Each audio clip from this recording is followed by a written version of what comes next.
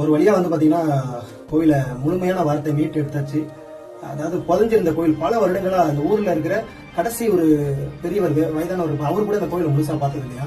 அப்படி உள்ள ஒரு கோயிலை இன்னைக்கு ஒரு சிறிய தலைமுறை கூட பாக்குற அளவுக்கு உங்க மூலியமாவும் இந்த ஊர் தலைவர் இந்த ஊர் மக்கள் மூலியமாவும் மீட்டு எடுத்தாச்சு.